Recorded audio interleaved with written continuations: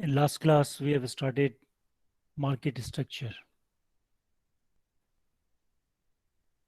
Structure wise, अगर हम market को divide करें तो there are three structures: perfectly competitive market, imperfect competitive market and monopoly.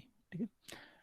Structure wise हमने understand किया था what is perfect competition, monopoly and imperfect competitive markets. And फिर हमने डिटेल में स्टार्ट किया था concept of perfectly competitive market ना. On the basis of these 10 assumptions, हम क्या कहते हैं कि market is perfectly competitive. So, large number of sellers, homogeneous products, firms are price taker, free entry, exit, no government intervention or free market. Operation cost is zero in perfectly competitive market. Prices, average revenue and margin revenue, ये तीनों क्या होते हैं आपके same होते हैं. ठीक है, हमने प्रूफ किया था. Perfect informations about market, quality and price, consumer side से भी और सप्लायर साइड से भी. फर्म प्रॉफिट मैक्सिमाइजिंग डिसीजन और firm output decision, how much to supply. तो आउटपुट किस लेवल पे सप्लाई कर रहा होता है जहाँ पर प्रॉफिट मैक्सिमाइज होता है. और हम profit maximising level of output हमने अंडरस्टैंड किया था. Why M R to M C is profit maximising level of output. ठीक है, फिर ये हमने शेड्यूल हमने अंडरस्टैंड किया था. Total revenue, average revenue and marginal revenue. In perfectly competitive market, prices, average revenue and marginal revenue, ये तीनों क्या होते हैं आपके सेम होते हैं. फिर हमने ग्राफ्स इसके हमने ड्राइव किए थे. Average revenue, marginal revenue, prices and all cost curves, ये सब हमारे पास एक्स एक्सिस के अंदर है, वाई एक्सिस के अंदर है. And x axis quantity of firm ना, फर्म कितनी क्वांटिटी मार्केट में सप्लाई करती है. तो price, average revenue and marginal revenue, ये तीनों हमारे पास क्या होते हैं सेम होते हैं. तो ये जो कर्व है ये किस चीज़, ये क्या क्या शो कर रहा है, ये प्राइस को भी शो कर रहा है, ये कर्व मार्जिनल रेवेन्यू को भी शो कर रहा है और ये कर्व एवरेज रेवेन्यूज को भी शो कर रहा है. तो price, marginal revenue and average revenue तीनों क्या होते हैं आपके सेम होते हैं. फिर यहाँ हमने अंडरस्टैंड किया था परफेक्टली कम्पिटिटिव फर्म की जो डिमांड कर्व होती है वो एवरेज रेवेन्यू कर्व होती है. यानी कि यही कर्व आपके पास क्या है, डिमांड कर्व. डिमांड कर्व क्यों है, क्योंकि प्राइसेस आपकी सेम होती हैं. क्वांटिटी वन पे भी यही प्राइस है, क्वांटिटी टू पे भी यही प्राइस है, क्वांटिटी थ्री पे भी यही प्राइस है, फोर पे भी यही प्राइस है. तो this curve shows the relationship between price and quantity. So ये हमारे पास क्या है, डिमांड कर्व और perfectly competitive firm always horizontal shape. Why का आंसर क्या है, in perfectly competitive market prices, marginal revenue and average revenue तीनों क्या होते हैं आपके सेम होते हैं. इसके बाद फिर हमने अंडरस्टैंड किया था short run possibilities of perfectly competitive firm. एक परफेक्टली कम्पिटिटिव मार्केट के अंदर जितनी भी फर्म्स होती हैं उनमें से कुछ फर्म्स प्रॉफिट अर्न कर रही होती हैं, कुछ नो प्रॉफिट नो लॉस की पोजीशन पर होती हैं, कुछ लॉस पोजीशन पर होती हैं, कुछ शट डाउन पोजीशन पर होती हैं. तो ये चार पॉसिबिलिटीज हो सकती हैं परफेक्टली कम्पिटिटिव मार्केट में जो फर्म्स प्रैक्टिस कर रही होती हैं शॉर्ट रन के अंदर. तो four possibilities of perfectly competitive firm in short run. अगर आप मार्केट के अंदर बिजनेस स्टार्ट करते हो, आप इन चारों में से किसी पॉसिबिलिटी में आपकी फर्म हो सकती है ना, आपको प्रॉफिट भी हो सकता है. फिर इनको हमने ग्राफिकली एक्सप्लेन किया था कि profit means prices greater than average cost. तो ये प्राइस है. और जब हम ग्राफिकली एक्सप्लेन करते हैं तो सबसे पहले हम एक्सप्लेन करते हैं क्वांटिटी सप्लाई बाय फर्म. तो फर्म क्वांटिटी कौन सी सप्लाई करता है, जहाँ पर मार्जिनल रेवेन्यू और मार्जिनल कॉस्ट एक दूसरे को क्रॉस करते हैं या इक्वल होते हैं. तो ये मार्जिनल रेवेन्यू कर्व हमने ड्राइव किया हुआ है. हमें मालूम है shape of marginal cost curve. तो marginal cost curve always J shape. Marginal cost curve हमने यहाँ पर ड्रॉ किया और हमने आइडेंटिफाई किया फर्म मार्केट में सप्लाई क्या कर रहा है, ये क्वांटिटी सप्लाई कर रहा है। ये क्वांटिटी क्यों सप्लाई कर रहा है, क्योंकि इस क्वांटिटी के ऊपर मार्जिनल कॉस्ट और मार्जिनल रेवेन्यू एक दूसरे के इक्वल है। तो ये दोनों जहाँ पे इक्वल होते हैं उसका मतलब क्या होता है, फर्म का एक्सपेक्टेड जो प्रॉफिट है वो इस क्वांटिटी पे, यानी कि 3 क्वांटिटी पे मैक्सिमम में, ठीक है। अगर प्राइस 10 है तो this means total revenue of firm क्या है हमारे पास, 30, 10 into 3। और हमें प्रॉफिट पॉसिबिलिटी शो करना है, तो प्रॉफिट मीन्स एवरेज कॉस्ट, यानी कि ये जो आउटपुट है 3 आउटपुट जिसकी प्राइस 10 है, तो 3 आउटपुट की कॉस्ट क्या होनी चाहिए, लेस देन 10 होनी चाहिए पर यूनिट कॉस्ट। तो पर यूनिट 10 का है। एवरेज कॉस्ट कर्व हम यहाँ पे ड्रा करेंगे, एवरेज वेरिएबल कॉस्ट भी यहाँ पर हम ड्रॉ करेंगे, क्योंकि वाई एक्सिस में all cost curve, revenue curves and prices है। हमें मालूम है average cost curve always U shape. अब मैंने इस एवरेज कॉस्ट कर्व को यू शेप बनाया और इस क्वांटिटी की कॉस्ट यहाँ पर शो की है। दिस मीन्स एक यूनिट की कॉस्ट कितनी है आपकी, ये average cost. Average cost means पर यूनिट कॉस्ट। तो ये हमारे पास कॉस्ट है, इसकी कॉस्ट 8 पड़ रही है, तो इसका मतलब क्या हुआ कि total cost is 8 into 3, unit cost is 8, और 3 यूनिट की कॉस्ट क्या होगी, 8 into 3। और रेवेन्यू हम कितना जनरेट कर रहे हैं, 30 into 3, तो 30 रेवेन्यू है, और 8 into 3 24 इज कॉस्ट। तो हमें प्रॉफिट कितने का हो रहा है, 6 का हो रहा है। तो 6 का प्रॉफिट ये एरिया है। इस एरिया को हम नाम दे सकते हैं, इसको अगर हमने ए दे दिया, इस पॉइंट को हमने बी कर दिया, इस पॉइंट को हमने सी कर दिया, तो सी पी ए पी, ये हमारे पास क्या हो गया, profit. And total revenue is 0 PANQ, और टोटल कॉस्ट इज 0 CPNQ। तो कॉस्ट एंड रेवेन्यू ग्राफिकली भी हम शो कर सकते हैं। और ठीक है, second possibility, no profit no loss. तो परफेक्टली कम्पिटिटिव मार्केट के अंदर कुछ फर्म्स शॉर्ट रन के अंदर no profit no loss position पर होते हैं। तो no profit no loss mean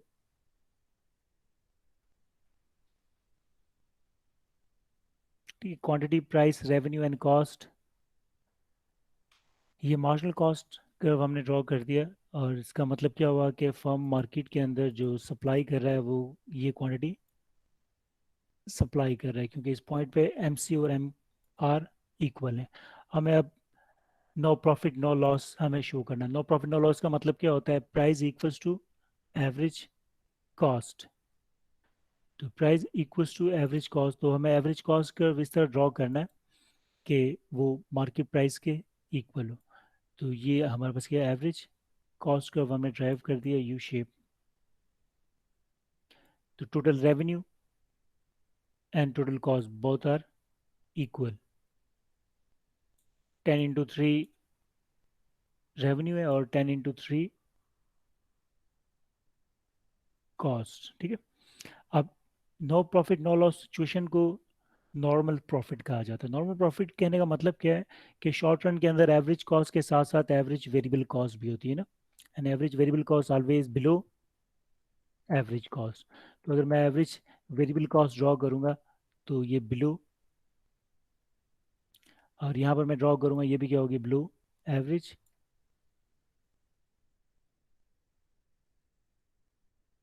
average cost. तो नॉर्मल प्रॉफिट क्यों कहा जाता है, इसलिए कहा जाता है कि मैं जो शॉर्ट रन के अंदर रॉ मटेरियल और लेबर को हायर कर रहा हूँ, उन्हें मैं क्या पे कर, उनको ये पे कर रहा हूँ। उनको पे करने के बाद मेरे पास ये अमाउंट बच रहा है, और इस अमाउंट से मैं क्या कर रहा हूँ, अपनी फिक्स कॉस्ट को कवर कर रहा हूँ। क्योंकि एवरेज कॉस्ट का मतलब क्या है, average fix cost plus average variable cost.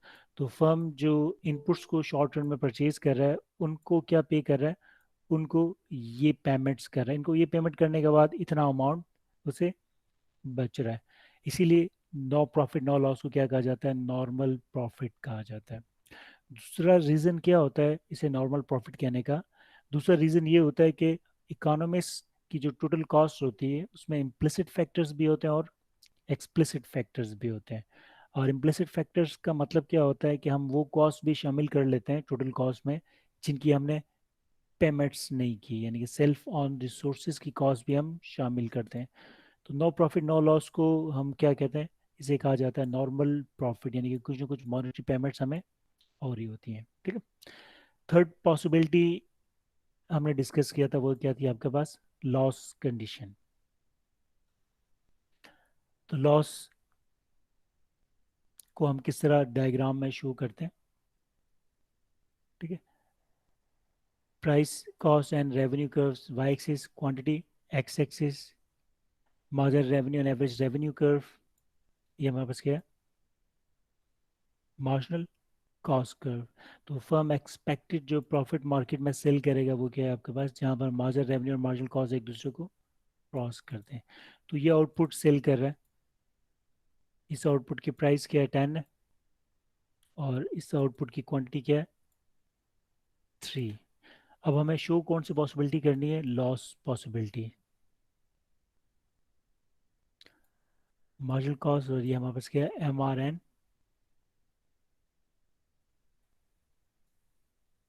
AR equals to price. ठीक है, ये आउटपुट सेल कर रहा है। और third possibility is loss. Loss का मतलब क्या है? Total cost greater than total revenue, और price is less than average cost. तो loss of perfectly competitive firm in short run हमें एक्सप्लेन करना है। तो ये मार्केट प्राइस है 10।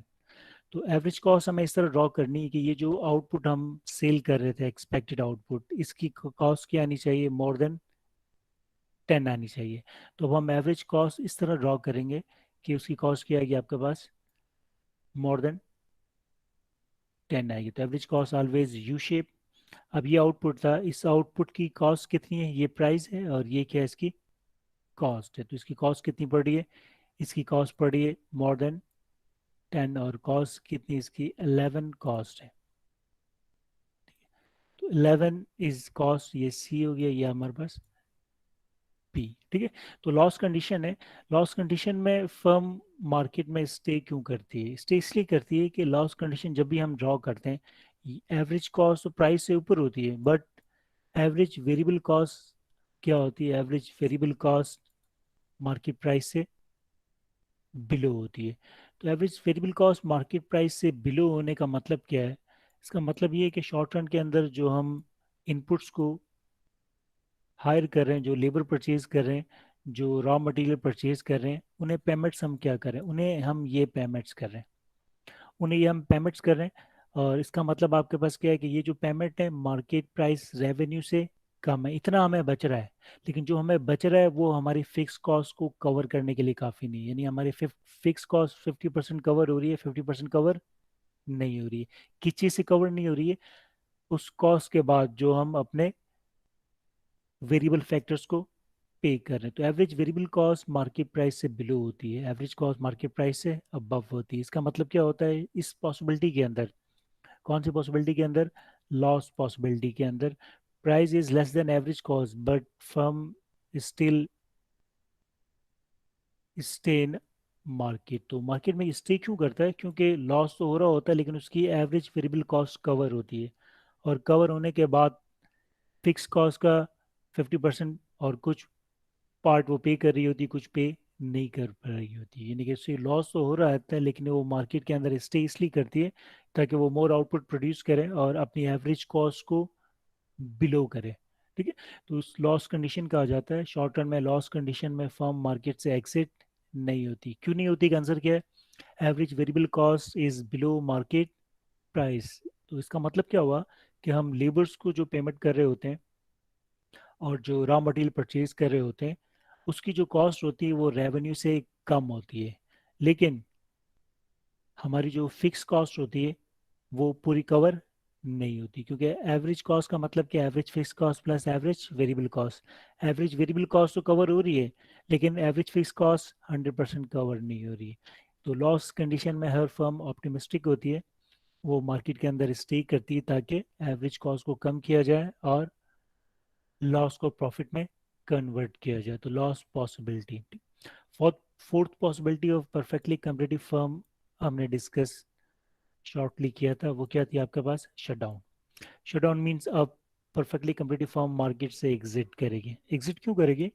एग्जिट इसलिए करेगी कि अब जो आपकी एवरेज वेरिएबल कॉस्ट है वो मार्केट प्राइस के इक्वल है या मार्केट प्राइस से ऊपर चली गई है, ठीक है।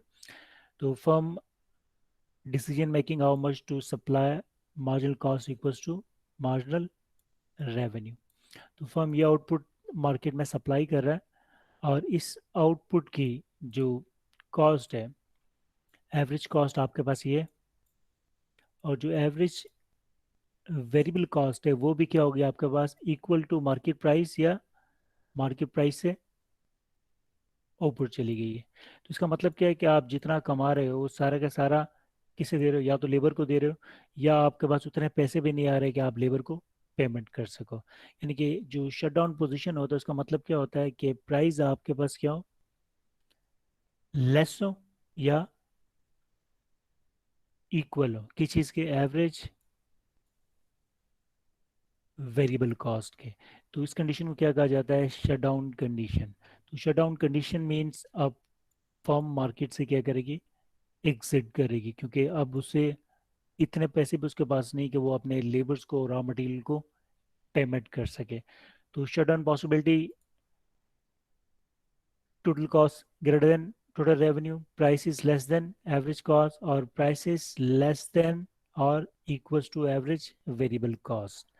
तो इसे हम क्या कहते हैं, शट डाउन पोजीशन। अब मार्केट से फर्म आउट हो रही है, ठीक है। तो लॉन्ग रन के अंदर फिर हमने डिस्कस किया था only one possibility, perfectly competitive firm. तो लॉन्ग रन के अंदर कोई फर्म अगर इंटर होती है, तो जितनी भी फर्म्स होती हैं लॉन्ग रन में वो सब नॉर्मल प्रॉफिट और no profit no loss position पर होती हैं। ऐसा क्यों होता है, इसलिए इसलिए होता है कि अगर किसी परफेक्टली कम्पिटिटिव मार्केट के अंदर एबनॉर्मल प्रॉफिट हो रहा है तो इसे प्रॉफिट भी कहा जाता है, एबनॉर्मल प्रॉफिट भी कहा जाता है। तो इन्फॉर्मेशन परफेक्ट है, तो और लोग क्या करते हैं, मार्केट के अंदर इंटर हो जाते हैं। जब दूसरे लोग मार्केट में इंटर होते हैं तो इसका मतलब क्या होता है कि अब नंबर ऑफ सेलर्स बढ़ गए। तो नंबर ऑफ सेलर्स के बढ़ने का मतलब क्या है, मार्केट के अंदर अब जो प्रॉफिट हो रहा था कुछ फर्म्स को, अब वो प्रॉफिट सब में क्या हो जाएगा आपके पास, डिवाइड हो जाएगा। तो लॉन्ग रन के अंदर सिर्फ एक ही पॉसिबिलिटी होगी, वो क्या होगी, नो प्रॉफिट नो लॉस। तो शॉर्ट रन में जिन फर्म्स को नॉर्मल एबनॉर्मल प्रॉफिट या सुपर प्रॉफिट हो रहा था, अब लॉन्ग रन के अंदर वो किस पोजीशन पर होंगे, नो प्रॉफिट नो लॉस की पोजीशन पर होंगे, क्योंकि परफेक्ट इंफॉर्मेशन है। जैसे पता चलता है कि किसी मार्केट के अंदर प्रॉफिट हो रहा है, एंट्री आपकी फ्री होती है, दूसरी फर्म्स मार्केट के अंदर इंटर होती हैं। तो मोर फर्म्स मार्केट में इंटर होती हैं, और तो प्रॉफिट क्या होता है आपका, सब में डिस्ट्रीब्यूट हो जाता है। तो लॉन्ग रन के अंदर सिर्फ एक ही पॉसिबिलिटी होती है, पॉसिबिलिटी को हम क्या कहते हैं, नॉर्मल प्रॉफिट और नो प्रॉफिट नो लॉस। तो उसका मतलब क्या है, average cost equals to market price. तो लॉन्ग रन के अंदर total revenue and total cost दोनों आपके पास क्या है, सेम है। Average variable cost long run में होती नहीं है, क्योंकि लॉन्ग रन में जो एवरेज वेरिएबल कॉस्ट है वही एवरेज कॉस्ट है, क्योंकि लॉन्ग रन के अंदर फिक्स कॉस्ट नहीं होती, no fix cost in long run. Short run में जिन फर्म्स को प्रॉफिट हो रहा था वो प्रॉफिट लॉन्ग रन में भी उनका मेंटेन रहेगा। एवरेज वेरिएबल कॉस्ट क्या हो जाएगी, एवरेज कॉस्ट के बराबर हो जाएगी। तो एक ही पॉसिबिलिटी होती है, no profit no loss. Short run में जो फर्म लॉस में थी तो उनके पास दो पॉसिबिलिटीज हैं। एक पॉसिबिलिटी क्या है कि अब उन्होंने मोर आउटपुट प्रोड्यूस करके अपनी एवरेज कॉस्ट को कम करके मार्केट प्राइस के इक्वल कर दिया। ऐसा नहीं किया तो जो लॉस कंडीशन में थी वो भी मार्केट से आउट हो जाएंगे। आउट क्यों हो जाएंगे, क्योंकि लॉन्ग रन के अंदर एवरेज वेरिएबल कॉस्ट तो होता नहीं है, सिर्फ आपके पास क्या होता है, एवरेज कॉस्ट होता है। तो average cost greater then price का मतलब क्या हुआ, क्या वो मार्केट से एग्जिट हो जाएंगे लॉन्ग रन के अंदर। और जो फर्म शट डाउन पोजीशन पर होती हैं वो ऑलरेडी शॉर्ट रन में ही मार्केट से एग्जिट हो जाती हैं। तो लॉन्ग रन में सिर्फ एक ही पॉसिबिलिटी होती है, उसे हम क्या कहते हैं, नॉर्मल प्रॉफिट और नो प्रॉफिट नो लॉस। तो short run possibilities and long run possibilities of perfectly competitive firm, ठीक है। अब देखें, अब हम आते हैं सप्लाई कर्व और perfectly competitive firm. Perfectly competitive firm का सप्लाई कर्व क्या होता है, डिमांड कर्व हमने अंडरस्टैंड कर लिया था। डिमांड कर्व और परफेक्टली कम्पिटिटिव फर्म क्या होता है, ऑलवेज हॉरिजेंटल। तो डिमांड कर्व और perfectly competitive firm is horizontal curve. Why horizontal curve, ये हमने अंडरस्टैंड किया था बिकॉज प्राइसेस एंड क्वांटिटी का रिलेशन जो फर्म शो करती है उसे हम क्या कहते हैं? Demand curve. तो ये आपके पास क्या है? Demand curve of perfectly competitive firm की डिमांड कर्व है। Why? Because this curve shows the price and demand relations. ठीक है। अब देखिए, अब हम आते हैं supply curve of perfectly competitive firm. तो परफेक्टली कम्पिटिटिव फर्म का सप्लाई कर्व क्या होता है? देखिए, short run supply curve different होता है और लॉन्ग रन सप्लाई कर्व का कॉन्सेप्ट डिफरेंट होता है। ठीक है। देखिए, short run supply curve of perfectly competitive firm.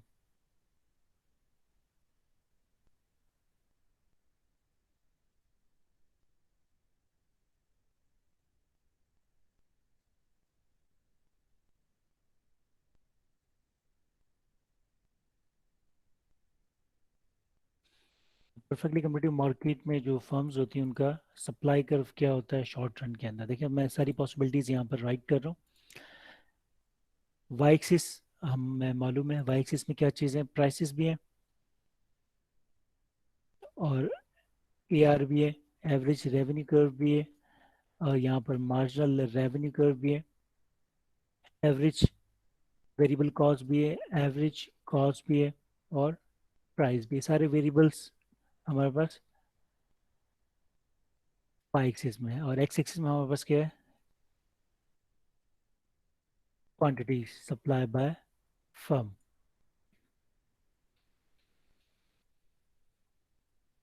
ये market price A R and M R. ठीक है। ये हमारे पास क्या है? Market price A R and M R. ठीक है। देखिए, अब पहले वन बाय वन चलते हैं।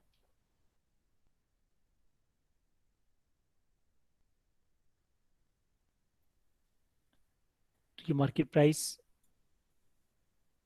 P3 है। ये हमारे पास क्या है? AR3 और MR3। ये प्राइस के साथ आते हैं। अगर प्राइस 3 है तो AR3 होगा और MR।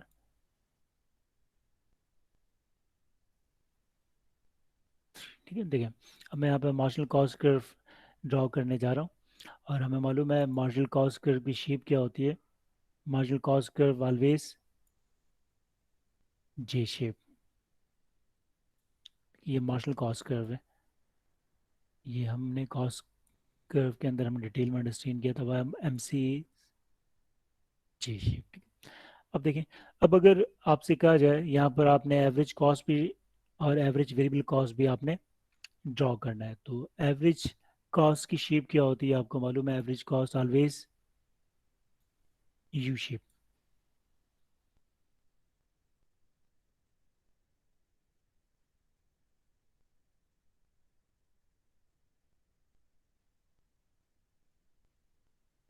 ये एवरेज कॉस्ट हमने ड्रॉ कर लिया। और एवरेज वेरिएबल कॉस्ट आपको मालूम है एवरेज वेरिएबल कॉस्ट भी यू शेप होती है, but average variable cost always below average cost.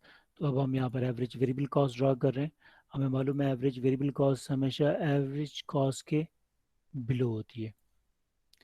तो ये हमारे पास क्या हो गया? Average variable cost. मैं बनाता हूँ।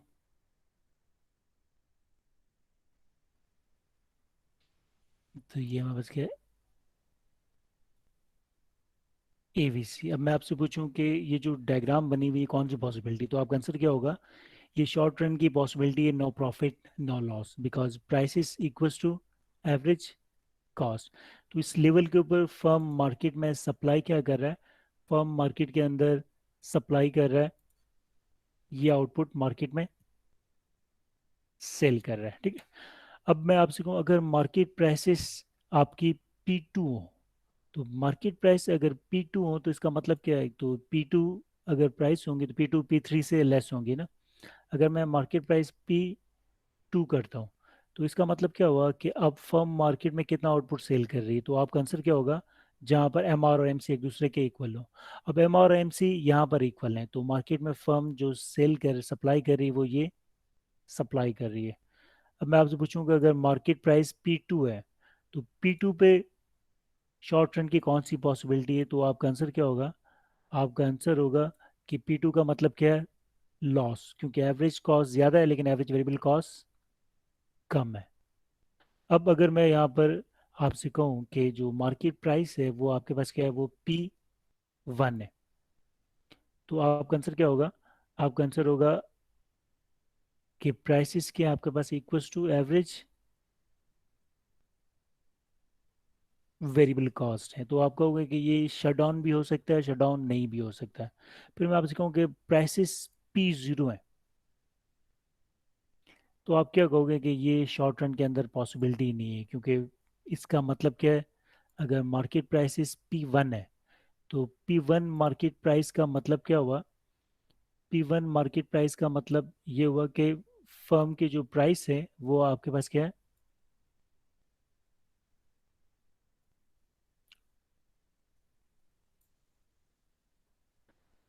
ये हमारे पास P0 हो गया, ये हमारा क्या हो गया? P1, P2, P3 and this one is P4। देखें, P0 का मतलब क्या है? फर्म को ये आउटपुट सप्लाई करना चाहिए था, लेकिन फर्म ये आउटपुट सप्लाई नहीं कर सकती, तो ये आउटपुट हमारे पास क्या है? जीरो है। सप्लाई क्यों नहीं कर रही? क्योंकि इस लेवल के ऊपर एवरेज वेरिएबल कॉस्ट आपकी ये पड़ रही है। तो average variable cost more than price, this means आपके पास उतने पैसे भी नहीं लेबर को पे कर सको, तो आप शॉर्ट टर्म में सप्लाई नहीं कर सकते। अगर मार्केट प्राइस P1 हो, तो P1 का मतलब क्या है कि प्राइस और मार्जिनल कॉस्ट आपकी कहाँ पर एक दूसरे को कट कर रही है? यहाँ पर कट कर रही है। तो इसका मतलब क्या हुआ कि इस लेवल का मतलब आपके पास क्या है? इस लेवल का मतलब शट डाउन है। और शट डाउन जो पॉसिबिलिटी होती है, अगर आप कोई बिजनेस स्टार्ट करते हो तो हो सकता है कि पहला पॉइंट आपका शट डाउन हो, आपके पास इतने ही पैसे हैं कि आप लेबर को दे सको, तो इसका मतलब क्या है कि ये आप सप्लाई कर सकते हो। तो P1 पे आप ये क्वांटिटी आप सप्लाई कर रहे हो। अब P2 का मतलब क्या है? P2 marginal revenue and marginal cost इस पॉइंट पर एक दूसरे को टच कर रहे हैं, तो इस पॉइंट के ऊपर फर्म मार्केट में सप्लाई करेगा। सप्लाई क्यों करेगा? क्योंकि ये प्राइस है और ये एवरेज वेरिएबल कॉस्ट, आपके पास इतने पैसे हैं कि आप लेबर को पे कर सको और इतना अमाउंट आपका बच रहा है। आपको लॉस हो रहा है क्योंकि टोटल फिक्स कॉस्ट आपकी कवर नहीं हो रही है। एवरेज कॉस्ट ग्रेटर है but average variable cost less है, तो P2 पे आपको लॉस हो रहा होगा, तो लॉस में भी फर्म शॉर्ट टर्म में सप्लाई करती है। P3 का मतलब क्या है? कि आप ये क्वांटिटी आप सप्लाई कर रहे हो, आप ये क्वांटिटी सप्लाई कर रहे हो और इस क्वांटिटी सप्लाई करने पे आपका प्रॉफिट जीरो है। आपकी वेरिएबल कॉस्ट यहाँ पर आ रही है, लेबर्स को ये पे कर रहे हैं और इतना अमाउंट बच रहा है, और ये अमाउंट जो बच रहा है वो सारा का सारा आपका फिक्स कॉस्ट कवर कर रहा है, आपको प्रॉफिट नहीं हो रहा। इसे हम क्या कहते हैं? Normal profit. अब अगर मार्केट प्राइस P4 हो, तो P4 का मतलब क्या है? Average marginal cost, marginal revenue यहाँ पर एक दूसरे को कट कर रहे हैं, तो इस लेवल पे फर्म मार्केट में ये आउटपुट सप्लाई करेगा। ये आउटपुट सप्लाई कर रहा है, और इस आउटपुट को सप्लाई करने का मतलब क्या है? कि उसे एबनॉर्मल प्रॉफिट हो रहा है या प्रॉफिट हो रहा है, क्योंकि ये आउटपुट सेल कर रहा है, इसकी पर यूनिट कॉस्ट ये पर यूनिट कॉस्ट है और ये रेवेन्यू है, तो इस प्रॉफिट को क्या कहा जाता है? एबनॉर्मल प्रॉफिट भी कहा जाता है। अब मैं आपसे कहूँ कि शॉर्ट रन में फर्म की सप्लाई क्या है, तो मैं आप कहोगे सप्लाई का मतलब क्या होता है? Supply means price and quantity supply का रिलेशन, है ना? तो फर्म विलिंग टू सेल और प्राइस का जो रिलेशन होता है उसे हम क्या कहते हैं? उसे कहा जाता है सप्लाई कर्व। तो अब अगर इन कर्व्स में आप देखोगे, तो ये जो मार्जिनल कॉस्ट कर्व है, मार्जिनल कॉस्ट कर्व का ये पॉइंट, इस पॉइंट को अगर मैं ए का नाम देता हूँ, अगर ये ए है, तो ये क्या आपके पास? ये आपका क्या है? सी पॉइंट है। ये आपका क्या है? डी पॉइंट है। ये वाला पॉइंट ए नहीं, क्योंकि यहाँ पर फर्म सप्लाई नहीं कर रहा, क्योंकि इस पॉइंट के ऊपर फर्म के पास भी नहीं है कि वो अपने लेबर्स को पेमेंट कर सके, तो सप्लाई यहाँ से स्टार्ट हो रही है। तो इस ए पॉइंट से ले डी पॉइंट तक अगर मैं इसे येलो करता हूँ, तो ए पॉइंट के बाद तो जो मार्जिनल कॉस्ट कर्व है, ये क्या शो कर रहा है? मार्जिनल कॉस्ट का एरिया आफ्टर ए पॉइंट, ये सब क्या शो कर रहा है? Relationship between price and quantity supply. तो शॉर्ट रन जो सप्लाई कर्व होती है वो क्या होती है? Area of marginal cost curve. Short and supply curve is area of marginal cost curve price equals to and greater than average variable cost. तो average variable cost के equal हो और उससे ग्रेटर जितना भी एरिया है मार्जिनल कॉस्ट का, ये सारा एरिया क्या शो करता है? ये सारा एरिया शो करता है शॉर्ट रन सप्लाई कर्व। तो शॉर्ट रन के अंदर परफेक्टली कम्पिटिटिव फर्म को अगर मैं सप्लाई और डिमांड से एक्सप्लेन करने जाऊं, तो जो मेरी डायग्राम होगी वो क्या होगी? वो डायग्राम मेरी क्या होगी? डिमांड कर्व अभी हमने देखा, डिमांड कर्व वो perfectly competitive firm is horizontal shape, और सप्लाई का वो परफेक्टली कम्पिटिटिव फर्म ये मार्जिनल कॉस्ट का ये एरिया। तो ये हमारे पास क्या है? Supply of perfectly competitive firm, और ये हमारे पास क्या है? Demand of perfectly competitive firm in short run. तो short run supply curve and short run demand curve, ये आउटपुट फर्म मार्केट के अंदर सेल कर रहा है। सर स्टूडेंट्स जो है वो कार डे ट्रेडिंग ज्वाइन करते हैं। ई क्यू स्टूडेंट थे, उन्हें मैंने इंटर कर दिया। ओके। ठीक है। तो short run supply curve of perfectly competitive firm is area of marginal cost curve price equal और greater than average variable cost. ठीक है। अब देखिए, अब हम आते हैं लॉन्ग रन सप्लाई कर्व और परफेक्टली कम्पिटिटिव फर्म क्या होता है।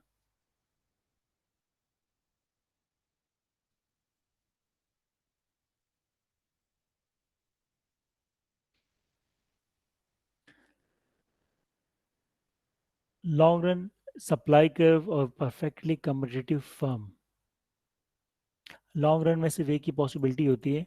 वो पॉसिबिलिटी क्या होती है? आपके पास नॉर्मल प्रॉफिट।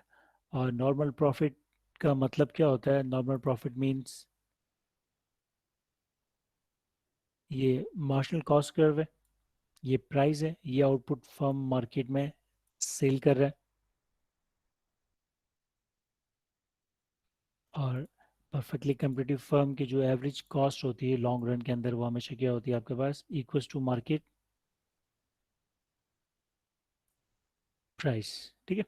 अब देखिए, long run supply curve depend कर रहा होता है आपका nature of industry. Long run supply curve of perfectly competitive firm depend करता है किस चीज़ के ऊपर? Nature of industry. और इंडस्ट्री की तीन टाइप्स होती हैं।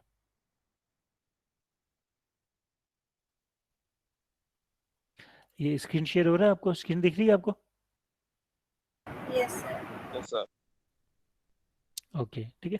तो there are three types of industries. ठीक है। तो थ्री टाइप्स की इंडस्ट्रीज होती हैं। तो supply curve of perfectly competitive firm depend करता है नेचर ऑफ इंडस्ट्री। ठीक है। देखिए, इंडस्ट्री नंबर वन क्या होती है? इसे कहा जाता है increasing cost industry. Increasing cost industry किस इंडस्ट्री को कहा जाता है? जहां पर इनपुट्स आपके पास क्या हो? फिक्स्ड हो। फिक्स्ड होने का मतलब आपके पास क्या है? कि इनपुट्स आपके पास क्या है? शॉर्ट है। अब आप आसपास जितनी भी इंडस्ट्रीज हैं आप उनको देखोगे तो आपको क्या लगेगा? आपको लगेगा कि जितनी भी इंडस्ट्रीज आपके सामने आएंगे सारी सारी आपको क्या लगेंगी? इंक्रीजिंग कॉस्ट इंडस्ट्री लगेगी। इंक्रीजिंग कॉस्ट इंडस्ट्री आपको क्यों लगेगी? क्योंकि हर इंडस्ट्री के अंदर इनपुट्स का प्रॉब्लम है। तो सबसे पहले हम रियल इस्टेट की जो आपकी इंडस्ट्री उसको अगर हम देखें, तो रियल इस्टेट के अंदर आप देखोगे कि यहाँ पे हो क्या रहा है? आपके पास लैंड की बाइंग और सेलिंग होती है। अब पॉपुलेशन तो बढ़ रही है, लेकिन लैंड आपके पास क्या है? फिक्स है। आपने भी घर बनाना है, आपने भी घर बनाना है, आपने भी घर बनाना है, तो ज़मीन तो फिक्स है। पाकिस्तान का जो जोग्राफिया है वो तो नहीं बढ़ रहा है, लेकिन पॉपुलेशन आपकी क्या हो रही है? आपका बहुत ज़्यादा इंक्रीज हो रही है। जब इनपुट्स आपके पास फिक्स होते हैं और जो डिमांड करने वाले होते हैं वो आपके ज़्यादा आपके इंक्रीज हो रहे होते हैं, तो तब क्या होता है? आपके पास तब बिडिंग होती है। बिडिंग मीन्स आप कहते हो मैं 10 रुपए की लूंगा, दूसरा कहता है नहीं नहीं मुझे दे दो मैं 20 रुपए दूंगा, तीसरा कह रहा है नहीं मैं 30 रुपए का लूंगा। तो इस तरह क्या होता है? इस तरह जो प्राइस होती है इनपुट की वो क्या हो जाती है? आपके पास बढ़ जाती है। अब इसी तरह पाकिस्तान के अंदर जो लैंड है, जो हाउसेस हैं, जो आपकी शॉप्स हैं, जो प्लाजाज हैं, उनकी प्राइसेस राइज क्यों हो रही है? क्योंकि यहाँ पर इनपुट आपके पास क्या है? फिक्स है। तो जहां पर भी इनपुट फिक्स होता है तो इनपुट की प्राइसेस क्या होती हैं, बढ़ती हैं। जब इनपुट की प्राइसेस इंक्रीज होंगी तो इसका मतलब क्या है, इनपुट अगर प्राइस बढ़ेगी तो जो कॉस्ट है वो बढ़ेगी कि कम होगी। टोटल जो कॉस्ट होगी आपके पास, टोटल कॉस्ट इंक्रीज। तो टोटल कॉस्ट इंक्रीज होने का मतलब क्या है, एवरेज, एवरेज कॉस्ट, ठीक है। तो जो आपकी इंडस्ट्री होती है, इंक्रीजिंग कॉस्ट इंडस्ट्री, तो इसका मतलब क्या होता है कि वो इंडस्ट्री जहाँ पर इनपुट्स आपके पास क्या हो, शॉर्ट हो। इसी तरह आप देख लें, पाकिस्तान के अंदर, वर्ल्ड के अंदर गोल्ड की प्राइसेस क्यों बढ़ी है, क्योंकि गोल्ड की जो आप डिमांड है वो बहुत ज़्यादा है, और गोल्ड की जो प्रोडक्शन है वो आपके पास क्या है, कम है। तो डिमांड लोग ज़्यादा करते हैं, तो गोल्ड से बनी हुई जितनी भी चीज़ें हैं, चाहे वो आपके रिंग्स हों, चाहे अदर ज्वेलरीज हों, उन सबकी प्राइसेस क्या हो रही है, बड़ी होती है। तो इंक्रीजिंग कॉस्ट इंडस्ट्री उस इंडस्ट्री को कहा जाता है जहाँ पर इनपुट्स आपके पास क्या हो, फिक्स हो। पाकिस्तान में इलेक्ट्रिसिटी की प्राइसेस क्यों बढ़ रही हैं, इलेक्ट्रिसिटी की प्राइसेस क्यों बढ़ रही हैं, वेजिटेबल्स की प्राइसेस क्यों बढ़ रही हैं, क्योंकि पॉपुलेशन जिस तेज़ी से बढ़ रही है उस तेज़ी से फूड की, वेजिटेबल की प्रोडक्शन राइज नहीं हो रही है। तो इनपुट आपके पास फिक्स्ड हो गए, डिमांड ज़्यादा है, इसका मतलब क्या हुआ, आपके पास इनपुट की प्राइस बढ़ गई। तो इनपुट की प्राइस बढ़ गई तो ये इनपुट जिस भी इंडस्ट्री में यूज़ हो रहा है उस इंडस्ट्री को हम क्या कहेंगे, इंक्रीजिंग कॉस्ट इंडस्ट्री, क्योंकि इनपुट प्राइस बढ़ने से उसकी कॉस्ट क्या हो रही है आपके पास, बढ़ रही है। देखिए, इंक्रीजिंग कॉस्ट इंडस्ट्री में सप्लाई कर्व क्या होती है आपके पास,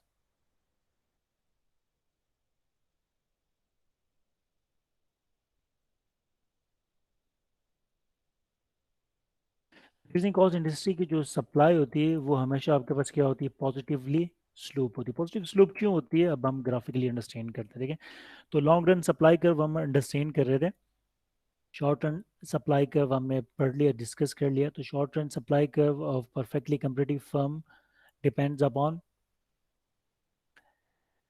मार्जिनल कॉस्ट कर्व ना। तो area of marginal cost curve above price equals to और ग्रेटर देन एवरेज कॉस्ट से अबव मार्जिनल कॉस्ट का जितना भी एरिया है वो सब क्या कहलाता है आपका, शॉर्ट रन सप्लाई कर्व। तो लॉन्ग रन सप्लाई कर्व ना, तो ये डिपेंड करता है नेचर ऑफ इंडस्ट्री।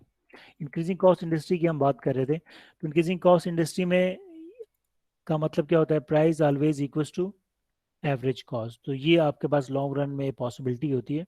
अब ये एक लॉन्ग रन है। अब दूसरे लॉन्ग रन में क्या होगा, इंक्रीजिंग कॉस्ट इंडस्ट्री है, टोटल कॉस्ट बढ़ गई तो एवरेज कॉस्ट क्या हो गई, इंक्रीज हो गई। तो एवरेज कॉस्ट इंक्रीज होने का मतलब क्या है, एवरेज कॉस्ट इंक्रीज होने का मतलब क्या है, उसकी मार्जिनल कॉस्ट भी क्या हो गई, बढ़ गई। तो एक डायग्राम ये है, और दूसरा जो इसका लॉन्ग रन आएगा, उस लॉन्ग रन के अंदर इसकी डायग्राम क्या होगी, कि एवरेज कॉस्ट पहले ये थी, अब इंक्रीज होकर एवरेज कॉस्ट क्या हो गई आपकी, ये इंक्रीज हो गई। अब ये एवरेज कॉस्ट है। इसी तरह अब मार्जिनल कॉस्ट क्या होगी, ये एमसी था। अब जब टोटल कॉस्ट बढ़ी, एवरेज कॉस्ट बढ़ी, तो डेफिनेटली इसकी मार्जिनल कॉस्ट भी इंक्रीज हो गई। तो मार्जिनल कॉस्ट अब क्या होगी आपके पास, अब मार्जिनल कॉस्ट भी इस पॉइंट से इस पॉइंट पर आ गई। एवरेज कॉस्ट बढ़ी, मार्जिनल कॉस्ट बढ़ी। आपको मालूम है लॉन्ग रन के अंदर परफेक्टली कम्पिटिटिव फर्म में जो एवरेज कॉस्ट होती है वही क्या होती है आपके पास, वही आपकी मार्केट प्राइस होती है। यानी कि एक लॉन्ग रन में सप्लाई कर रहा था Q1, अब वो सप्लाई क्या कर रहा है, Q2 सप्लाई कर रहा है, बट पहले प्राइस P1 थी, अब प्राइस आपके पास क्या है, प्राइस इंक्रीज होकर P2 हो गई। तो एक पॉइंट आपका ए पॉइंट है, एक पॉइंट हमारे पास क्या है, बी पॉइंट है। तो ए और बी पॉइंट को अगर हम ज्वाइन करते हैं किसी एक डायग्राम के अंदर जिसके अंदर सिर्फ प्राइस और क्वांटिटी सप्लाई हो, तो उस डायग्राम के अंदर जो सप्लाई कर्व बनेगा वो क्या होगा, वो पॉजिटिवली स्लोप होगा। तो ये लॉन्ग रन सप्लाई कर्व और परफेक्टली कम्पिटिटिव फर्म है अंडर इंक्रीजिंग कॉस्ट इंडस्ट्री। तो ये ए पॉइंट है, ये बी पॉइंट है। तो इसमें सिर्फ प्राइस है, ये क्या शो कर रहा है, ये P1 पे ये Q1 था। अब इनपुट की प्राइस बढ़ी, एवरेज कॉस्ट बढ़ा, मार्केट प्राइस बढ़ी, तो ये P2 है, और ये हमारे पास क्या है, Q2, ठीक है। तो long run supply curve always positive, कहाँ पर पॉजिटिव होती है, जब इंडस्ट्री आपके पास क्या हो, इंक्रीजिंग कॉस्ट इंडस्ट्री हो, ठीक है। अब हम आते हैं second type of industry. Industry जो सेकंड टाइप की होती है उसे कहा जाता है constant cost industry. Constant cost industry क्या होती है, और कांस्टेंट कॉस्ट इंडस्ट्री से आपको कुछ क्वेश्चंस के आंसर मिलेंगे इकोनॉमिक्स के। आपने भी देखा होगा कि ये जो आपके बॉल पॉइंट्स होते हैं इनकी प्राइसेस क्यों नहीं बढ़ रही। आप आज भी 10 रुपये में परचेज कर रहे हो, 2 महीने पहले भी 10 रुपये में परचेज करते, बल्कि पिछले साल भी आपने 10 रुपये में बॉल पॉइंट परचेज किया था। ये जो पेंसिल है इसकी प्राइस भी नहीं बढ़ रही, सालों बाद बढ़ रही है, ठीक है। अगर मैं आपसे कहूँगा पिछले 3 महीने का सप्लाई की शेड्यूल बनाओ, तो आप कहोगे कि प्राइस तो सेम है लेकिन सप्लाई बढ़ रही है। अब कौन कौन सी चीज़ें हैं जिनकी प्राइस सेम है पिछले 6 महीने से, और उनकी सप्लाई क्या हो रही है आपकी, बढ़ रही, तो आप गिनोगे। तो आपके फिंगर में जो सबसे आपके पास जो आपके जहन में आएंगे वो कौन कौन से प्रोडक्ट्स आएंगे। पेंसिल, बॉल पॉइंट, रेजर, रबड़, और इसका आपका हेयर बैंड, आपकी हेयर पिन, और ये आपका जो आप रोटी परचेज करते हो। तो इन चीज़ों की प्राइसेस आप देखोगे कि पिछले 6 महीने से राइस नहीं हो रही। तो पिछले 6 महीने का आप जब सप्लाई कर्व बनाओगे तो प्राइसेस में कोई चेंज नहीं आएगा। तो प्राइसेस में चेंज क्यों नहीं आ रहा, इसलिए नहीं आ रहा कि ये सारी चीज़ें कहाँ पर हैं, कांस्टेंट कॉस्ट इंडस्ट्री में लाई करती है। देखिए कांस्टेंट कॉस्ट इंडस्ट्री होती क्या है। कांस्टेंट कॉस्ट इंडस्ट्री उस इंडस्ट्री को कहा जाता है जिस इंडस्ट्री का इनपुट्स आपके पास क्या हो, जिस इंडस्ट्री के अंदर, जिस इंडस्ट्री में इनपुट्स आपके पास क्या हो, एक्सेस क्वांटिटी के अंदर हो, लार्ज क्वांटिटी में अवेलेबल हो। अब देखें आपका जो हेयर पिन होता है, हेयर पिन का इनपुट क्या होता है, आयरन। तो आपके जो हेयर पिन में जो आयरन लगता है उसके हिसाब से आप देखो पाकिस्तान में आयरन के रिजर्व्स कितने हैं, तो आप कहोगे इतना ज़्यादा आयरन है, और हेयर पिन में थोड़ा सा आयरन की क्वांटिटी लगती है। तो अब जो आयरन के रिजर्व हमारे पास ज़्यादा है, इसका मतलब क्या हुआ कि जो हेयर पिन कंपनी बना रही है उसको आयरन की कॉस्ट में फ़र्क नहीं आ रहा है। तो इसका मतलब क्या है, वो आयरन की उसकी जो टोटल कॉस्ट है वो बढ़ नहीं रही है। टोटल कॉस्ट नहीं बढ़ेगी तो एवरेज कॉस्ट नहीं बढ़ेगी, एवरेज कॉस्ट नहीं बढ़ेगी तो प्राइस वो बढ़ा नहीं सकता, क्योंकि लॉन्ग रन के अंदर जो एवरेज कॉस्ट होती है वही मार्केट प्राइस होती है। तो हेयर पिन की प्राइसेस बढ़ नहीं रही हैं। इसी तरह बॉल पॉइंट के अंदर जो मटेरियल यूज़ होता है, जो थोड़ा सा इंक यूज़ होता है, एक निप यूज़ होता है, और जो प्लास्टिक का एक कवर यूज़ होता है, उसके रिजर्व देखोगे पाकिस्तान में, तो वो उस बॉल पॉइंट के मुकाबले में हमारे पास प्लास्टिक के रिजर्व बहुत ज़्यादा है। तो कॉस्ट एंड कॉस्ट इंडस्ट्री उस इंडस्ट्री को कहा जाता है जहाँ पर इनपुट्स आपके पास क्या हो, एक्सेस क्वांटिटी के अंदर हो, या इनपुट्स आपके पास क्या हो, इजीली अवेलेबल हो। तो इनपुट्स की क्वांटिटी बहुत ज़्यादा क्वांटिटी में अवेलेबल हो, यानी कि आपके पास सप्लाई ऑफ इनपुट आपके पास ज़्यादा हो। तो सप्लाई इनपुट ज़्यादा हो तो इनपुट की प्राइसेस क्या रहती हैं, सेम रहती हैं। जब इनपुट की प्राइसेस सेम होंगी,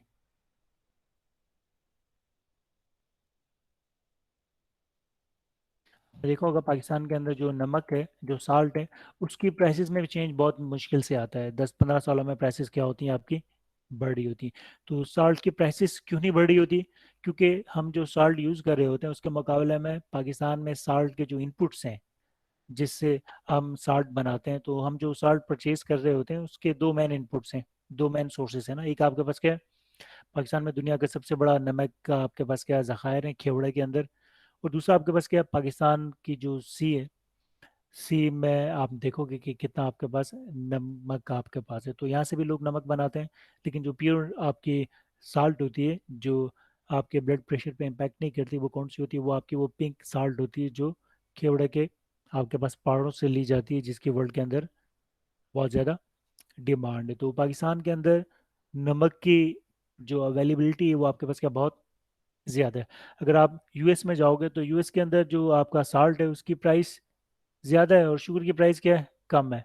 और ये सिचुएशन आपको ज़्यादा दूर जाने की ज़रूरत नहीं है, इंडिया के अंदर भी जो नमक है वो पाकिस्तान के मुकाबले में आपको उसकी प्राइस क्या है, बहुत ज़्यादा है। क्यों ज़्यादा है, क्योंकि वहाँ पर इसके रिजर्व नहीं है। तो जिस इनपुट के रिजर्व आपके पास बहुत ज़्यादा होते हैं, इसका मतलब क्या होता है कि अब इनपुट की कॉस्ट बढ़ नहीं रही, इनपुट की कॉस्ट नहीं बढ़ेगी तो उस इनपुट की प्राइस सेम होगी। प्राइस सेम होगी, टोटल कॉस्ट में चेंज नहीं आएगा, टोटल कॉस्ट चेंज नहीं होगी तो एवरेज कॉस्ट चेंज नहीं होगी। तो जब एवरेज कॉस्ट भी चेंज नहीं हो रही है तो इसका मतलब क्या है, कॉस्ट एंड कॉस्ट इंडस्ट्री के अंदर जो सप्लाई कर्व होती है वो हमेशा क्या होती है, सॉरी, हॉरिजॉन्टल सप्लाई कर्व होती है। तो in perfectly competitive long run constant cost industry supply curve हमेशा क्या होती है, हॉरिजॉन्टल होती है। हॉरिजॉन्टल क्यों होगी, अब हम डायग्राम में देखते हैं। देखें, पहला पॉइंट ये है। अब दूसरा पॉइंट आपके पास क्या है, इनपुट की कॉस्ट नहीं बढ़ रही है, तो ये आउटपुट आपने सप्लाई किया। दूसरी बार जो आउटपुट आप सप्लाई करोगे उस वक्त भी क्या होगा आपके पास, ये आपकी एवरेज कॉस्ट है, ये आपकी क्या है, मार्जिनल कॉस्ट टू है। तो ए पॉइंट ये हो गया, बी पॉइंट आपका ये हो गया। पहले ये सप्लाई कर रहे थे, अब आप क्या सप्लाई कर रहे हो, अब आप ये सप्लाई कर रहे हो। अब ए और बी पॉइंट को हम ज्वाइन करेंगे, तो जो सप्लाई कर्व बनेगा वो आपका क्या बनेगा, supply curve is horizontal shape. तो कांस्टेंट कॉस्ट इंडस्ट्री में सप्लाई कर्व आपका क्या होता है, हॉरिजॉन्टल शेप होता है। क्यों होता है, इसका रीज़न क्या है कि कांस्टेंट कॉस्ट इंडस्ट्री मींस ऐसी इंडस्ट्री जहाँ पर जिन प्रोडक्ट्स की हम बात कर रहे होते हैं उन प्रोडक्ट्स के इनपुट आपके पास एक्सेस क्वांटिटी के अंदर अवेलेबल होते हैं। तो इनपुट की प्राइसेस चेंज नहीं होती है, इनपुट की प्राइस चेंज नहीं होगी तो टोटल कॉस्ट सेम रहेगी, टोटल कॉस्ट सेम रहेगी तो एवरेज कॉस्ट सेम रहेगी। और परफेक्ट कंपटीशन है, जो एवरेज कॉस्ट है वही मार्केट प्राइस है। तो पहले भी आप इसी प्राइस पे, जो आपका बॉल पॉइंट है, पहले भी 10 रुपये में परचेज कर रहे थे Q1, अभी भी Q2 भी आप 10 रुपये में परचेज कर रहे हो। तो जिन जिन प्रोडक्ट्स को आप देखते हो जिनकी प्राइसेस बढ़ नहीं रही होती है, उनकी प्राइसेस में चेंज क्यों नहीं आ रहा होता, चेंज इसलिए नहीं आ रहा होता कि उस प्रोडक्ट को बनाने के लिए जिन इनपुट को हम यूज़ करते हैं उन इनपुट के रिजर्व हमारे मुल्क में क्या है, बहुत ज़्यादा है। और उस प्रोडक्ट को किस इंडस्ट्री का पार्ट कहा जाता है, उस प्रोडक्ट को कहा जाता है कि ये कांस्टेंट कॉस्ट इंडस्ट्री का प्रोडक्ट्स हैं। तो कांस्टेंट कॉस्ट इंडस्ट्री में सप्लाई कर्व क्या होती है, हॉरिजॉन्टल होती है। थर्ड टाइप ऑफ इंडस्ट्री को कहा जाता है डिक्रीजिंग कॉस्ट इंडस्ट्री। ठीक है, तो ये नाम से ही आपको मालूम है डिक्रीजिंग कॉस्ट इंडस्ट्री का मतलब क्या है, कि इनपुट प्राइसेस आपके पास क्या हो रही है, फॉल हो रही है। तो इनपुट की प्राइस फॉल होंगे, इसका मतलब क्या होगा, टोटल कॉस्ट डिक्रीज। तो टोटल कॉस्ट डिक्रीज हो रही है तो इसका मतलब क्या होगा, एवरेज कॉस्ट आल्सो डिक्रीज। तो परफेक्टली कंपेटिटिव फॉर्म में जब एवरेज कॉस्ट डिक्रीज हो रही है तो this means market price also decrease, क्योंकि जो मार्केट प्राइस होती है वही क्या होती है आपके पास, एवरेज कॉस्ट होती है। तो मार्केट प्राइस डिक्रीज हो रही है, सप्लाई तो किसी चीज़ की कम नहीं होती है ना। तो डिक्रीजिंग कॉस्ट इंडस्ट्री के अंदर जो सप्लाई कर्व होती है वो आपके पास क्या होती है, डाउनवर्ड स्लोप होती है। सप्लाई कर्व भी डाउनवर्ड होती है ना। हमने इससे पहले पढ़ा था कि डिमांड कर्व हमेशा आपकी क्या होती है, डाउनवर्ड स्लोप होती है। लेकिन डिक्रीजिंग कॉस्ट इंडस्ट्री की जो सप्लाई कर्व होती है वो भी आपकी क्या होती है, डाउनवर्ड स्लोप होती है। देखें इसकी एग्जांपल्स देखते हैं। कौन सी इंडस्ट्री है जिसे डिक्रीजिंग कॉस्ट इंडस्ट्री कहा जाता है, जिसकी में इनपुट की कॉस्ट क्या होती है आपके पास, डिक्रीज हो रही है। देखें, तो डिक्रीजिंग कॉस्ट इंडस्ट्री का मतलब आपके पास क्या है, कि ऐसी इंडस्ट्री जहां पर इनपुट की कॉस्ट ओवर द टाइम क्या हो रही है आपके पास, फॉल हो रही हो। तो इनपुट की कॉस्ट कहाँ पर डिक्रीज होती है, जहां पर हम इलेक्ट्रॉनिक्स और स्पेशली आपके पास, अब कंप्यूटर एसेसरीज को आप देखो, कंप्यूटर की जो चिप्स होती हैं, जो मोबाइल की जो चिप्स होती हैं, आप देखो कि एक ज़माने में जो आपका मेमोरी कार्ड होता था वो आपके पास क्या होता, आपने मेमोरी ट्रेवल करना हो तो आपके पास क्या होती थी, एक ज़माने के अंदर फ्लॉपी ड्राइव्स होती थी, या आपके पास क्या होती थी, डिस्क होती थी। अब ये फ्लॉपी ड्राइव और जो डिस्क होती थी ये कितना डेटा आपका सेव करती थी, या आप कितना डेटा ट्रेवल कर सकते थे कीबीज के अंदर। फिर उसके बाद जो सीडी के अंदर कुछ इन्वेंशन हुई, इनोवेशन हुई, तो सीडी जो है ना केबी से कहाँ चली गई, एमबी पे चली गई। लेकिन फिर भी आपको अगर 10 GB डेटा ट्रेवल करना हो तो 10 GB डेटा के लिए आपके पास कितनी डिस्क होनी चाहिए, कितनी आपके पास फ्लॉपी ड्राइव होनी चाहिए। फिर उसके बाद क्या हुआ, कि इन्वेंशन हुआ, इन्वेंशन हुई, इनोवेशन हुआ, और यूएसबी आपके पास क्या हो गया, आपके पास इन्वेंट हो गई। तो यूएसबी जब इन्वेंट हुई तो इनिशियली जो हाईएस्ट यूएसबी थी वो आपके पास 1 GB की थी। फिर और मोर इन्वेंशन हुई, 1 GB की, 2 GB पे, 3 GB, अब आपके पास यूएसबी 13 बाइट्स की आपके पास क्या है, यूएसबीज हैं। अब प्राइसेस को कंपेयर करो कि जो 10 GB का डेटा ट्रेवल करने के लिए पहले आपको कितनी कॉस्ट पड़ती थी, और अब आपको 10 GB का डेटा ट्रेवल करने के लिए सिर्फ आपको 1000 की टेराबाइट आपने क्या करनी है, यूएसबी लेनी है। या आपने 800 की आप या 600 की यूएसबी आप लोगे तो वो आपके पास क्या होती है, वो 20 GB की आपको यूएसबी आराम से मिल जाती है। तो जो कंप्यूटर एसेसरीज होती हैं, जो इंडस्ट्रीज टेक्नोलॉजी बेस्ड होती हैं, तो टेक्नोलॉजी जब भी आपके पास इंक्रीज होती है, टेक्नोलॉजी जब भी आपके पास इंक्रीज होगी, इसका मतलब आपके पास क्या है कि अब जो इनपुट यूज हो रहे हैं उन इनपुट्स की प्रोडक्टिविटी क्या हो रही है, आपके पास ज्यादा हो रही है। हम जब कॉस्ट की बात करते हैं, कॉस्ट आउटपुट की बात करते हैं, तो टेक्नोलॉजी इंक्रीज होने का मतलब क्या है कि जो इनपुट पहले महंगा प्रोड्यूस हो रहा था, अब वो इनपुट आपके पास क्या हो रहा है, सस्ता प्रोड्यूस हो रहा है।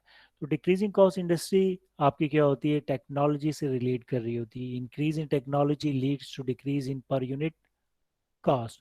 तो पर यूनिट कॉस्ट डिक्रीज होगी, मार्केट प्राइस डिक्रीज होगी, सप्लाई इंक्रीज होगी, बट होगा क्या आपके पास, ये जो पर यूनिट कॉस्ट है वो आपकी क्या हो जाएगी, कम होने की वजह से मार्केट प्राइस कम हो जाएगी। लाइक इसी डायग्राम में हम देखते हैं, हम लेट्स सपोज हम इनिशियल ये पॉइंट के ऊपर थे।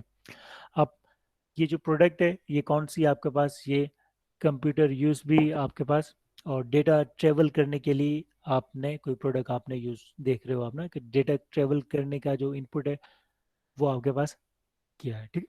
तो इनिशियल ये प्राइस से डेटा ट्रेवल करने की जो किट होती है उसकी ये प्राइस थी, ठीक है, जो आप किसी भी कंप्यूटर पे लगाते हो, किसी भी आप इलेक्ट्रॉनिक्स आइटम पे लगाते हो। अब क्या होगा, आपके पास इन्वेंशन हो गई, वो चिप की साइज क्या हो गई आपके पास, कम हो गई। चिप की साइज कम होने की वजह से उसकी कॉस्ट क्या हो गई, कम हो गई। तो पहले हम यहाँ पर थे, अब आपके पास क्या हो गई, एवरेज कॉस्ट डिक्रीज होकर ये हो गई। अब ये एवरेज कॉस्ट है, तो एवरेज कॉस्ट अगर डिक्रीज होगी तो उसका मतलब क्या है, इसका मतलब ये है कि जो मार्केट प्राइस है वो भी हमेशा क्या होती है, जो आपकी एवरेज कॉस्ट होती है, और जो मार्जिनल कॉस्ट होती है वो भी आपके पास क्या होती है, इक्वल्स टू प्राइस होती है। तो एम सी ए सी, तो ए पॉइंट ये है, और डिक्रीजिंग कॉस्ट का बी पॉइंट आपके पास क्या है, ये। तो ए और बी पॉइंट को मैं अगर ज्वाइन करूंगा तो ये जो सप्लाई कर्व मेरे पास आएगी वो आपके पास क्या आएगी, downward sloping supply curve. Quantity sale increase हो रही है, सप्लाई इंक्रीज हो रही है, बट प्राइसेस क्या हो रही है, पहले ये प्राइस थी 10 थी, अब कम होकर क्या हो गया आपके पास 6 प्राइस हो गई। तो ये P1 और ये हमारे पास क्या P2। तो long run supply curve depend करती है nature of industry. There are 3 types of industries, increasing cost industry supply curve positively slope, constant cost industry supply curve horizontal slope, and decreasing cost industry supply curve always downward slope। तो long run supply curve depend कर रही होती है nature of industry, और industry की 3 types होती हैं। तो ज़्यादातर जो आप इंडस्ट्रीज होती हैं वो सारी क्या होती हैं, इंक्रीजिंग कॉस्ट इंडस्ट्रीज होती हैं। 70% इंडस्ट्रीज आपके पास क्या है, इंक्रीजिंग कॉस्ट इंडस्ट्रीज है, क्योंकि हर इंडस्ट्री में इनपुट्स आपको क्या मिलेगा, शॉर्ट मिलेगा। तो 15% इंडस्ट्रीज आपको मिलेंगी कांस्टेंट कॉस्ट, और बहुत कम इंडस्ट्रीज आपको मिलेंगी जो आपके पास क्या है, डिक्रीजिंग कॉस्ट इंडस्ट्रीज है, ठीक है। देखिए हम परफेक्टली कम्पिटिटिव फर्म का लास्ट जो टॉपिक है उसे हम डिस्कस करने जा रहे हैं, ठीक है, ब्रेक से पहले। और वो सम अप करेगा परफेक्टली कम्पिटिटिव मार्केट को। जब भी हम मार्केट का, सर ब्रेक मिल जाएगी? बिल्कुल इस टॉपिक के बाद ब्रेक कर लेते हैं ना, ओके।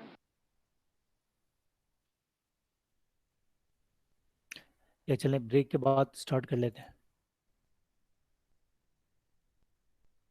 सर कब तक किया? चलिए 20 मिनट्स का ब्रेक करते हैं, फिर 20 मिनट के बाद फिर क्लास को कंटिन्यू करते हैं। ओके। देखिए स्टूडेंट्स हमारे पास बहुत कम है, 17 स्टूडेंट्स हैं सिर्फ हमारी क्लास में इस वक्त ना, और ये आपकी सेकेंड लास्ट या थर्ड लास्ट क्लास है आपकी इस सेमेस्टर की। और स्टूडेंट्स आप देखो 50% से भी कम स्टूडेंट्स हैं